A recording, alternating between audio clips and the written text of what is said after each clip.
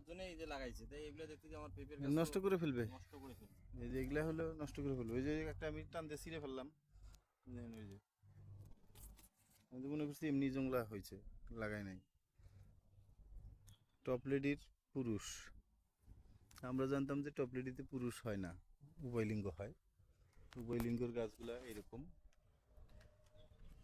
আর এটা হলো স্ত্রী গাছ, এটা স্ত্রী গাছ। এইখানে দুইটা গাছ। দাদার এই বাগানে 300 চারা আছে না?